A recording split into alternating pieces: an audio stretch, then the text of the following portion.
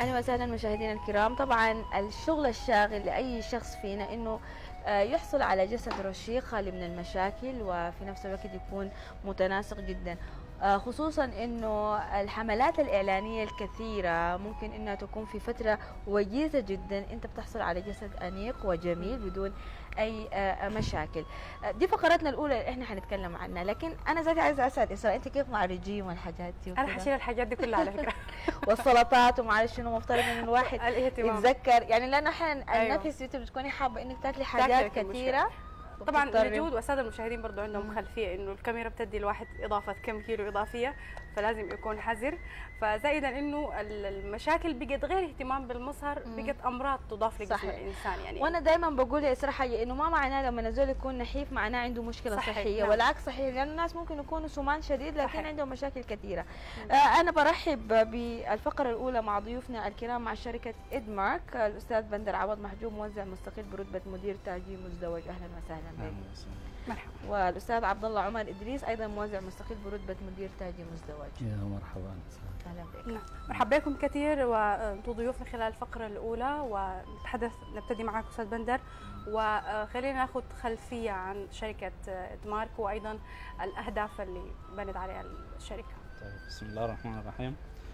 شركه ادمارك شركه ماليزيه، بدأت من عام 1984، لكن احنا اللي يهمنا انها جات السودان 2011 شهر 2.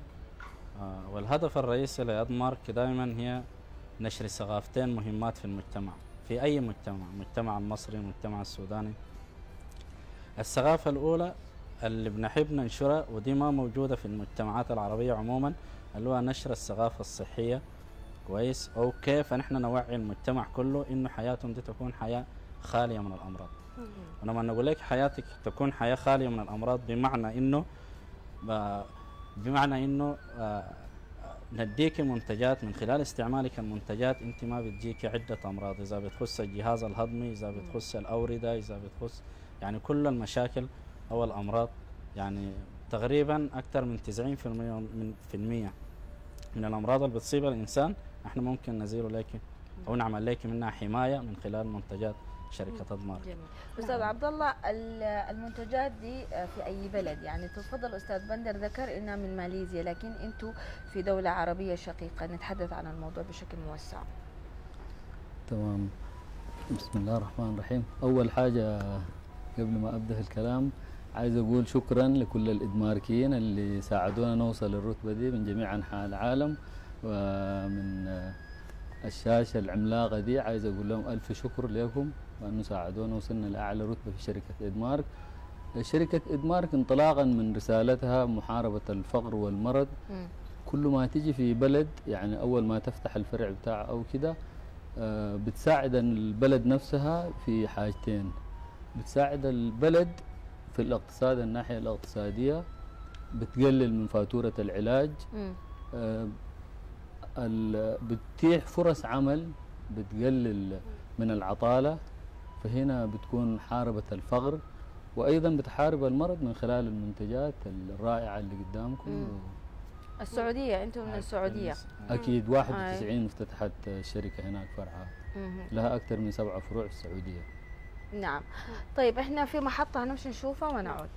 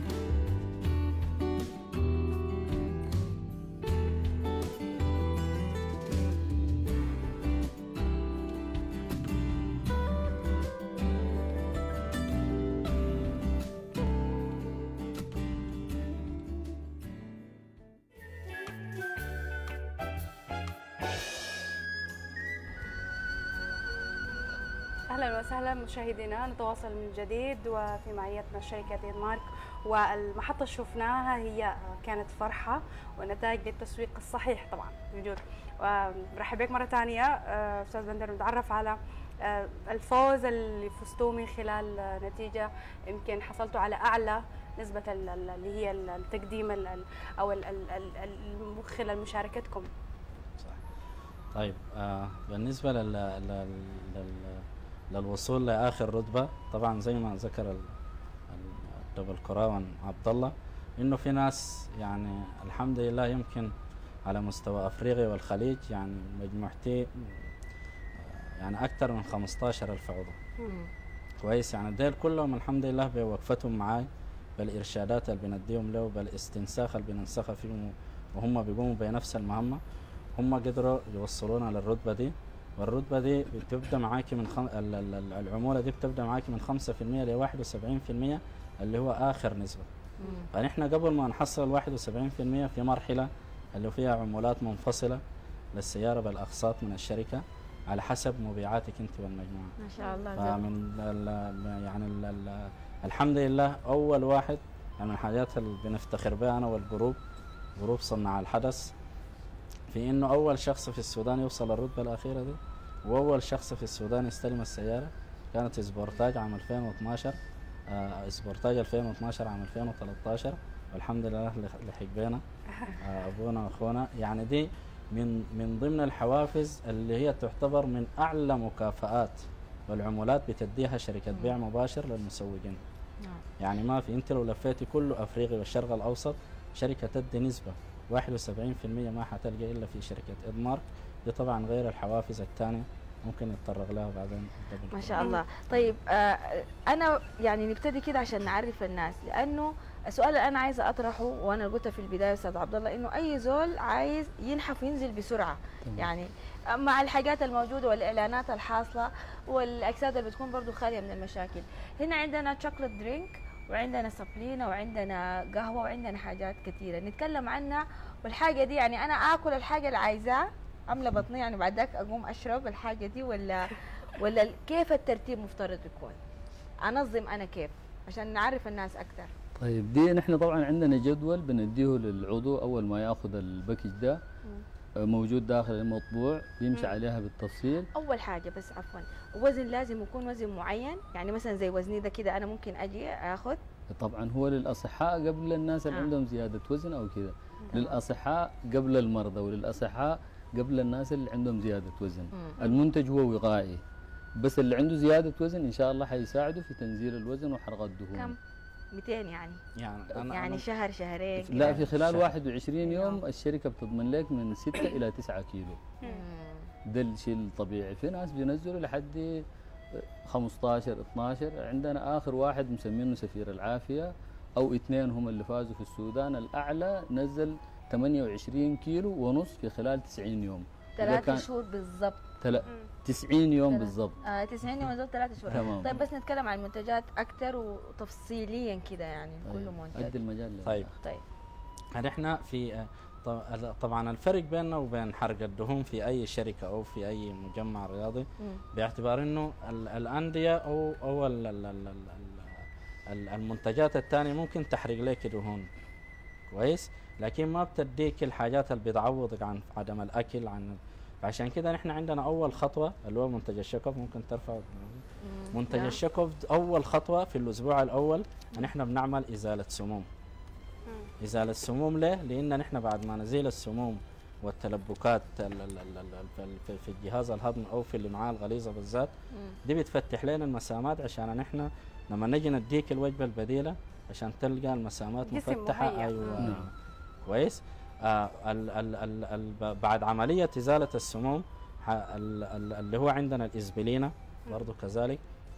الاسبلينا عصير التوت البري كويس.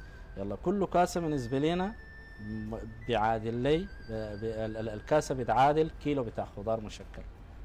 فمن خلال استعمالك للاسبلينا انت بتكوني عملتي 3 حاجات مهمه، اللي هو ازاله السموم من الدم بالدور. ايوه، عمليه التوازن الغذائي اللي هو لو سالت اي اخصائيه تغذيه بتقول لك والله لازم غذائك اليوم يكون 80% خضروات وفواكه محاصيل جزريه، 20% دايره تاكل حاجات ثانيه دسمه.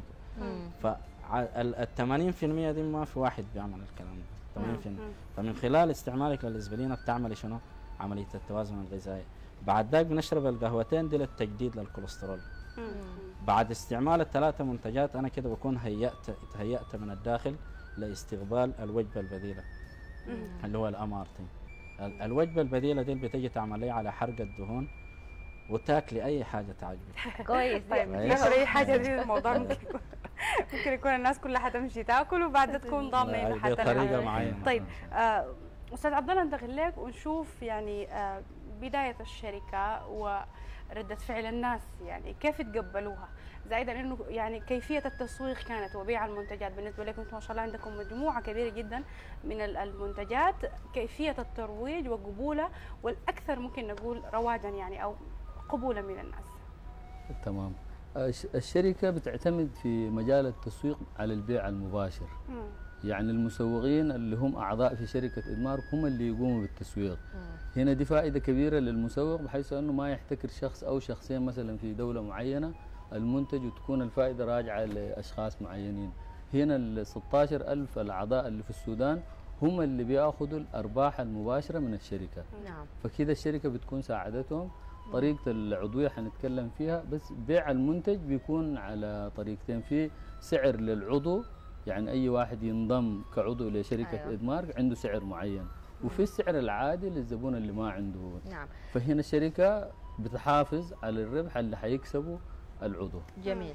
طبعا اي حاجه عشان احنا نعكسها بشكل ايجابي للاخرين بنبتدي بها من نفسنا، يعني اكيد انتم بادين بالموضوع ده. ده اللي حيخليني اسالك انه طريقه الانضمام الليله انا لو حابه اني انا انضم لإدمارك فمفترض شنو تكون الترتيبات؟ طيب هي يعني من ضمن الشركات البيع المباشره المرنه في التعامل معها. في مرنه بمعنى انه شنو؟ بمعنى ان انت ممكن تتحصلي على المنتج بالطريقه اللي انت عايزاها. عايزه تكوني مستهلكه قاعده هنا في مكتبي وكده، ممكن نلحقك المنتج لحد ما في المكان اللي انت موجوده. لكن احنا دائما بنفضل في انك انت تعملي عضويه عشان تستفيدي من مميزات كثيره من العضويه دي. نعم. كويس؟ باعتبار انه انت الليله لو استعملتي برنامج التخسيس كويس وخلاص يعني النتيجه ظهرت معاكي، انت بتقومي تسوق التسويق الشفهي المعروف في كل المجتمعات، في انه حاجه عجبتك بتكلمي غيرك. نعم. من خلال المعلومات اللي انت نقلتها لغيرك باستعمالك للمنتج، انت عندك نسبه في الشركه.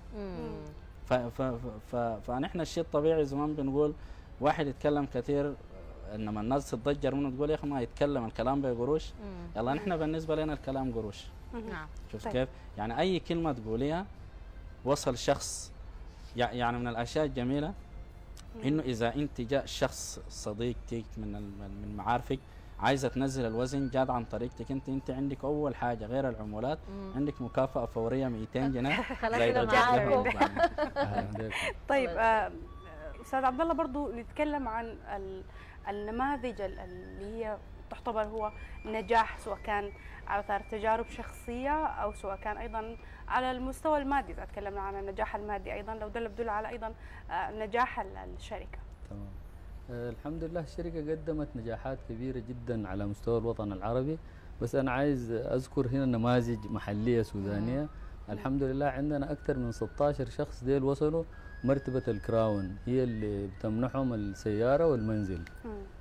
من بين ديل عندنا أكثر من 5 أو 6 من السيدات ربات بيوت الحمد لله دخلهم يتجاوز ال 15-20 ألف. يا سلام. إذا مسكنا مثلا الطلاب أو الشباب عندنا نماذج كثيرة، أنا ممكن أذكر من ضمنهم أخونا أسعد انضم للشركة مع بدايته في الدراسة الجامعية. الحمد لله رب العالمين اليوم دخلوا فوق ال 30 ألف ما شاء الله تبارك. عندنا في البنات عندنا مثلا الأخت منال، الكراون هادية، ديل بيتكلموا فوق ال 15-20 ألف. فدي نماذج حية. ممكن لو تكلمنا في القيادات الكبيرة مبالغ ضخمة، ما عايز أذكر أرقام. الحمد لله يعني أنا واحد من الناس كنت في السعودية أكثر من 18 سنة ما أملك حق التذكرة اللي أجيبها بالباخرة مش بالطيارة بعد 18 سنة. الحمد لله اليوم أدير عملي في عدة دول من بينها دول الخليج دبي وكذا. كلام جميل. آخر حاجة الحمد لله تم تكريمي بالعربية الحلوة دي. اخونا بندر ما شاء الله، يعني انا ما اذكر برضو العمولات اللي اخذها، فقط في يوم من الايام كان توزيع مبالغ تحفيزيه اللي وزعها للشباب عندنا في وصلت 52 او كم يا استاذ؟ معلش انا اديهم مجال برضو. 98 ما شاء الله. 98. طيب استاذ بندر، يعني هو سؤال اخير قبل ما تقول كلمتك الاخيره، انه يعني كل هذه المنتجات صحيه بنسبه 100%، والسؤال المهم برضه ممكن الوحده تكون بتحضرنا وهي حامل، فبرضه الحاجات دي ما لها اي اثر او سايد افكت عليها. طيب تمام.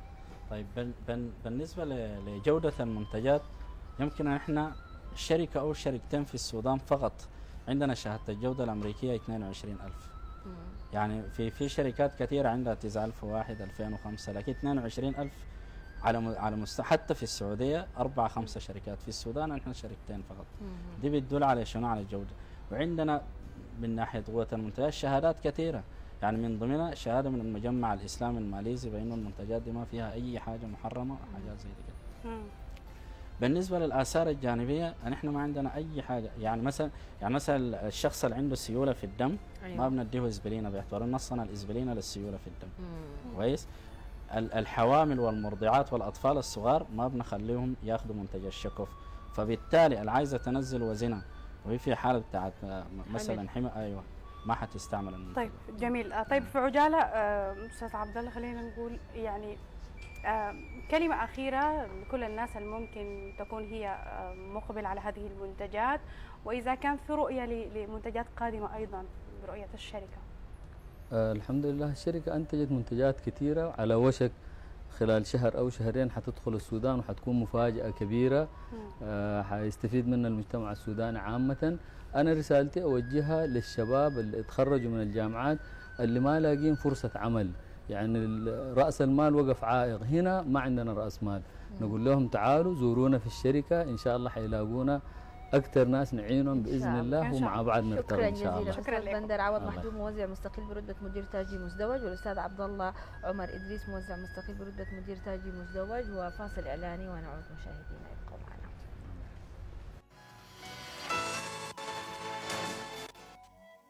هذا البرنامج برعاية سوداني.